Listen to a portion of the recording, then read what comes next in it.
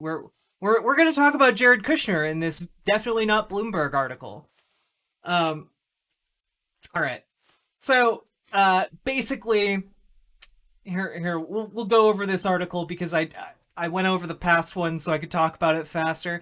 Yeah, the Kush. This guy looks like an evil doll. Or have you any of you seen the movie The Boy?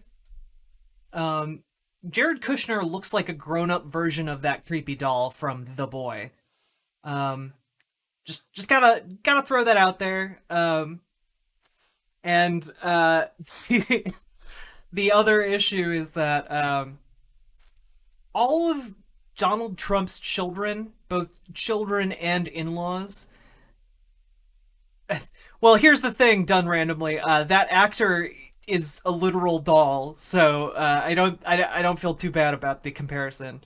Um, all of Donald Trump's children and the people that they have married, with the exception of good old Barron Trump, who is currently the only thing I know about him is that he is of the age demographic that probably plays Fortnite, and he could probably beat me at that. Um, but regardless, all of the other adult children are just grossly incompetent and awful human beings. Keep in mind, Jared Kushner has the has been granted the task of dealing with the opioid crisis in the United States, which, as far as I know, he hasn't done anything about. Uh, Bringing peace to the Middle East, and I know that while that is a major talking point right now for the Trump campaign, um, they he hasn't done shit about that either. Um, oh, Littlefinger, that's kind of mean to I think Tiffany Trump, but also I think Tiffany Trump is like not a good person, but I don't know much about her, so I think they brought her back into the fold. Um, oh, did they say that she was ugly? Oh, I don't put it past them, okay? Because we're literally talking about an article where Jared Kushner tells people that black people that they're lazy and unambitious, while also saying they should vote for Donald Trump. All right. For anyone who's not entirely up to speed on first son-in-law Jared Kushner's backstory, a brief primer. The son of a wealthy real estate developer who went to prison in part for retaliating against his brother-in-law for cooperating with federal investigators by hiring a prostitute to seduce the guy, filming an encounter, and sending it to his sister. Kushner attended Harvard, to which his dad had reportedly conveniently pledged $2.5 million dollars shortly before he was accepted. In Cambridge, Massachusetts, he drove a Range Rover around campus, and according to a classmate, didn't do it with a sense of humor. He did it like, I'm fucking rich. At 27, he became CEO of the family's business while his father was in prison and was known for, among other things, buying an aging skyscraper on the eve of the financial crisis for a then record $1.8 billion, dollars, a deal that subsequently blew up in his face. In 2006, he purchased the New York Observer for $10 million, with what he said was his own money earned doing real estate deals during his time at Harvard, not mentioning that the backing for those investments reportedly came from his family. You may have also heard that he has zero government experience, but has got his current gig because his father-in-law is the president, which is also the only reason he was able to obtain his security clearance. All of which is true. Oh yeah, I do have an awesome sweater. This is true. I am an eldritch being. It's only fitting, okay? Uh, Hear me out now. I'm buying a skyscraper. It'll be the best skyscraper in all of New York City. And this 666 number certainly doesn't signify anything terrible and ominous. Oh no, my $1.8 billion dollars just went up in flames. Good thing I have this skyscraper. All of which to say, when people think of hardworking, bootstrapping individuals who've succeeded purely on their own merits, they don't think of the boy prince of New Jersey who has effectively earned nothing in his life and has had everything handed to him by either his rich father or rich father-in-law, while nevertheless thinking he's found himself on third base because he hit a triple, and yet strangely, Here's what he had to say about black people on Monday morning while we think trying to convince said people, black people, to vote for Donald Trump.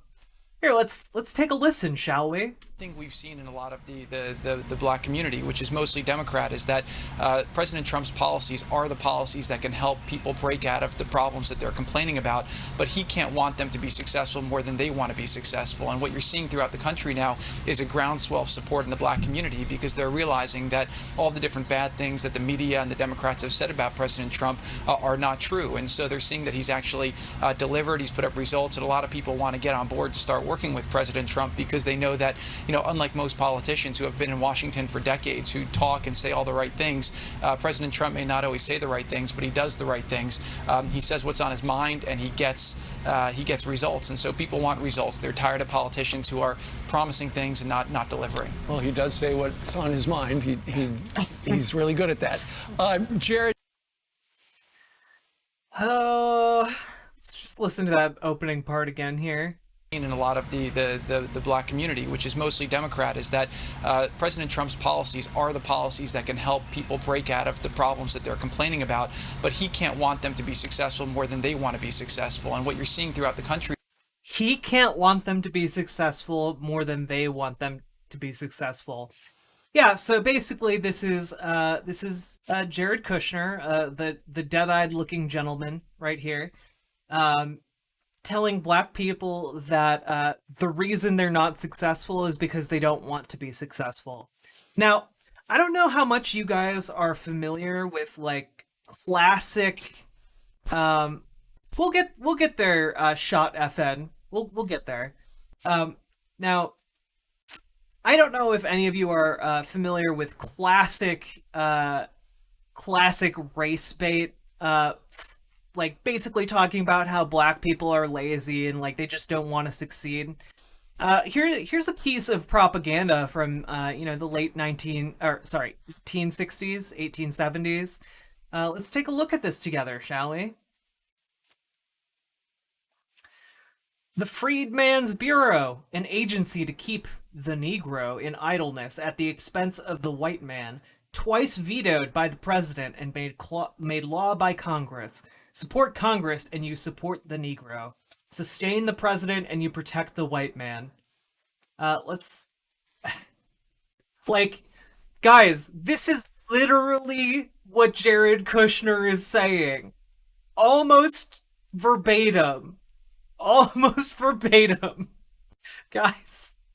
Like, it's so close it's not even funny. It's just... like... everything that's old becomes new again.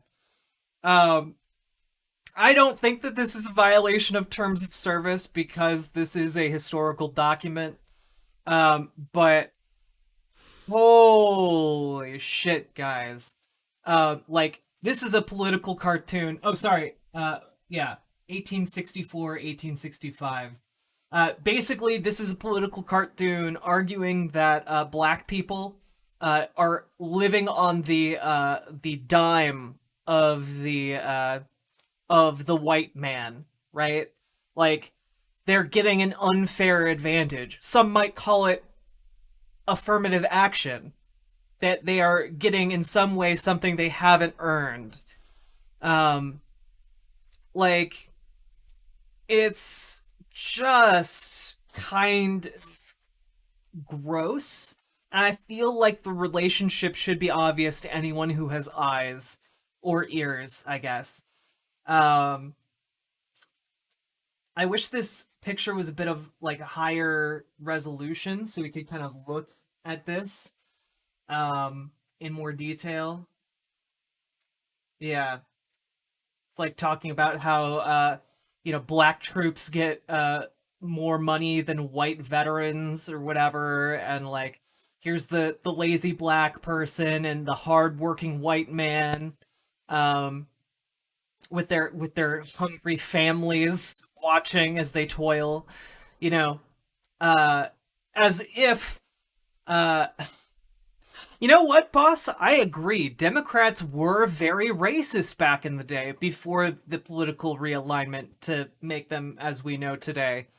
The Democrats of the 1860s were incredibly racist. and the Republicans were very virtuous. You know what happened though? The Southern switch happened. Essentially, the around the time of Nixon, uh, the Republican Party realized that the position that they had taken on segregation uh, hadn't worked out for them so well. Because, the position that Republicans had taken, 60, 70 years after, the Civil War, was essentially that segregation was good, actually.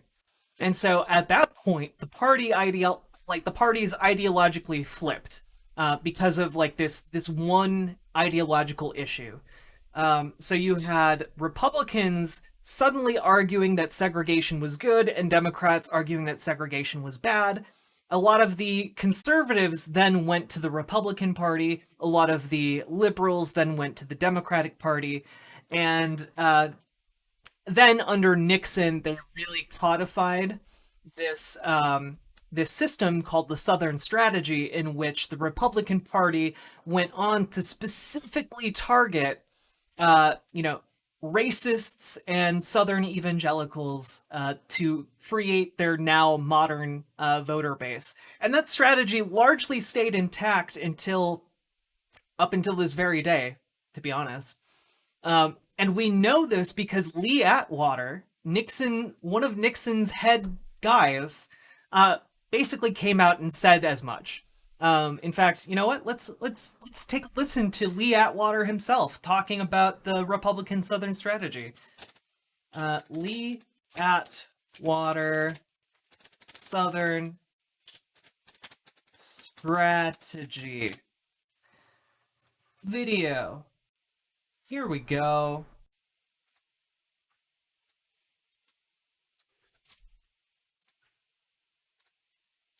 Out of here.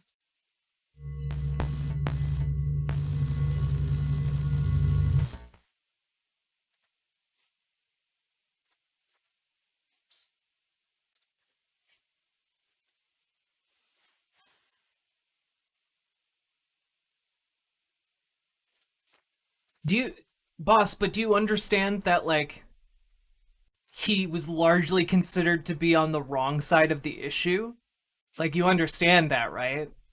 Like, he supported it at the time. It doesn't mean he was right to do so. And you understand that largely, Republicans were in favor of segregation.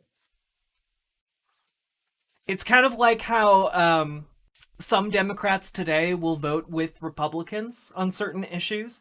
It's kind of like that, except for segregation. Um, Joe Biden was voting with Republicans. Like that, you understand? Like that's why he says that his great mentor was a Republican politician, right? You understand that, right? His great mentor in Congress back then was a Republican. Here's how I would approach that issue as a statistician or a political scientist, or no, as a psychologist, which I'm not, is how abstract you handle the race thing. In other words, you start out, and now y'all aren't quoting me on this. All right, I won't hear it. You start out in 1954 by saying nigger, nigger, nigger. By 1968, you can't say nigger. That hurts your backfire. So you say stuff like forced busing, states' rights, and all that stuff. And you're getting so abstract now. You're talking about cutting taxes, and all of these things you're talking about are totally economic things. And the byproduct of them is blacks get hurt worse than whites. And subconsciously, maybe that is part of it. I'm not saying that, but I'm saying that if it is getting that abstract and that coded, that we're doing away with the racial problem one way or the other. You follow me? Because obviously sitting around saying we want to cut taxes, we want to cut this, and we want is much more abstract than even the busing thing,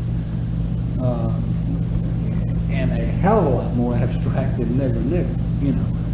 So any way you look at it, race is coming on the back burner. Yeah, so that's the lead Republican strategist under Nixon who established yeah, this is the this as the Republican strategy going forward after the Southern strategy, after the loss that they endured under segregation, on the segregation issue.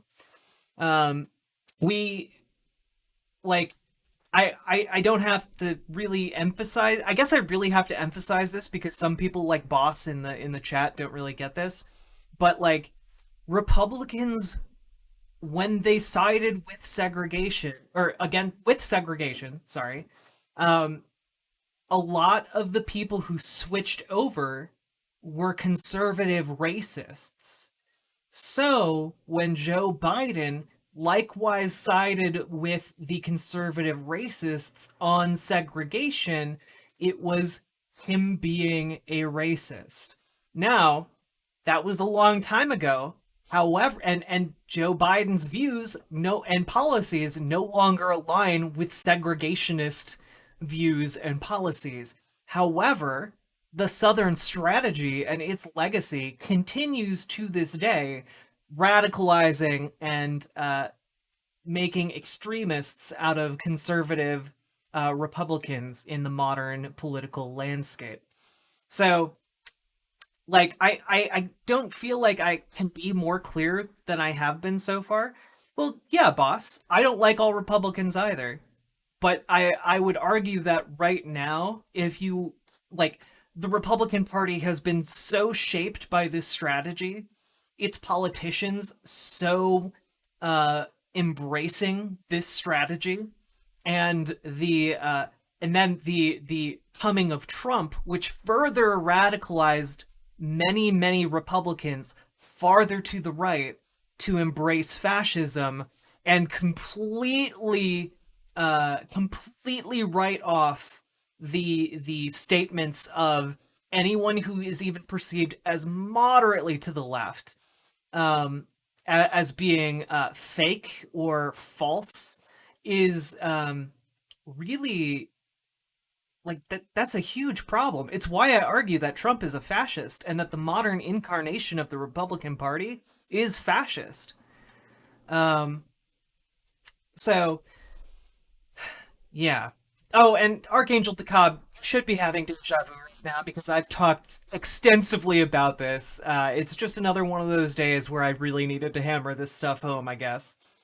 Um, but yeah, Jared Kushner here, dog whistling about how blacks are lazy and how blacks, need to pull themselves up by their bootstraps. Which, by the way, if you've ever heard the term "pull yourself up by your bootstraps," that's actually a piece of socialist propaganda that was spread in the early 1900s. And the reason it was spread was specifically because it's impossible to pull yourself up by your bootstraps. The entire point of the phrase is that it is impossible to do that.